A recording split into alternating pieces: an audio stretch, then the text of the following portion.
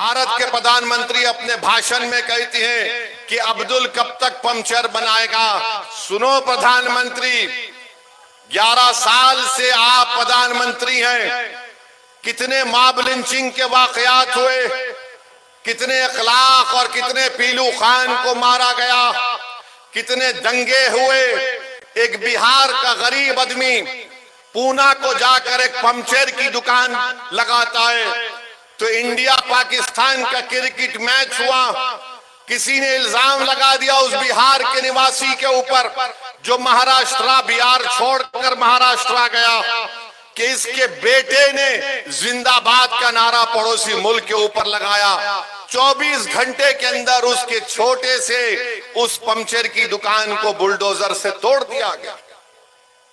किसने देखा उसको नारा लगाते हैं? और भारत के प्रधानमंत्री कहते हैं कि अब्दुल कब तक पंचर बनाएगा।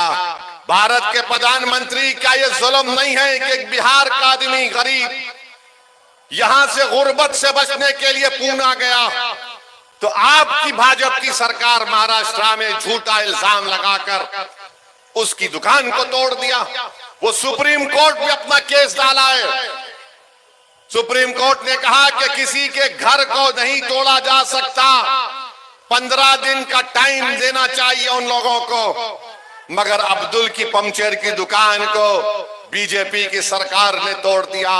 और प्रधानमंत्री बोलते हैं अब्दुल कब तक पंचर बनाएगा। प्रधानमंत्री, अगर आप ये चाहते हैं कि भारत की सबसे बड़ी अक़लियत को इंसाफ मिले, तो आप अपने दिल में उनके ताल्लुक से हमदर्दी पैदा करो, मोहब्बत पैदा करो, नफरत को खत्म करो। देखो ये देश विकसित भारत बन जाएगा। आप 18 करोड़ मुसलमानों के ताल्लुक से अगर नफरत करेंगे, उन पर शक करेंगे, तो फिर देश विकसित भारत कैसे बनेगा। और फिर हम प्रधानमंत्री को पैगाम देना चाहते हैं कि आपने जो कानून बनाया, नरेंद्र मोदी की सरकार ने, नीतीश कुमार ने, चिराग पासवान ने, मांझी साहब ने, कुशवाहा साहब ने ये कानून बनाकर सिर्फ एक आदमी को फायदा हुआ, बहुत ज्यादा उसको फायदा हुआ। क्या फायदा हुआ? वो देश का सबसे दौलतमंद आदमी है जिसने एक मुस्लिम वक्फ की जायदाद के ऊपर जो यतीम खाना है, यतीम खाने को उसने गैर कानूनी तौर से खरीद लिया और उसके ऊपर उसने गरीब लोग बोलते, मीडिया बोलते कि 1000 करोड़ का अपना घर बनाया।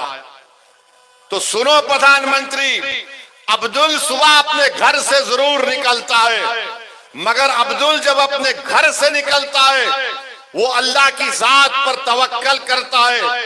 अब्दुल अपना घर प्रधानमंत्री किसी यतीम खाने पर नहीं बनाया है, अब्दुल अपना 20 फीट का घर अपनी जाती जमीन पर बनाया है। ये अब्दुल में और उसमें फर्क है। प्रधानमंत्री, आपको अब्दुल से मोहब्बत नहीं, आपको मुकेश से मोहब्बत है, इसीलिए आप ये कानून उसके लिए बनाए हैं। अगर अब्दुल के लिए आपको मोहब्बत होती तो ये काला कानून आप नहीं बनाते। और अब्दुल बैंक को जाकर लोन नहीं पूछता। अब्दुल के ऊपर 10,000 का भी या 20,000 का लोन अगर होगा या 5 लाख का होगा, मगर प्रधानमंत्री आपके दोस्त के पास तो जिसके जू में आप जाकर जानवरों को देखकर आए, बंदरों को देखे, देखा आपने, बंदर को प्रधानमंत्री देख रहे हैं, तोता उनके हाथ पे बैठा हुआ है। तो प्रधानमंत्री यही समझते हैं कि सब तोतों को हाथ पे बिठा लूंगा या किसी को बंदर बनाकर देखूंगा। प्रधानमंत्री ये चंपारण की सरजमीन है, एक राजपूत शेर की तौर पर बैठा हुआ है ढाका में। आप क्यों बनाइए कानून? सेक्शन 2C किस लिए बनाया गया, बोलो हमको।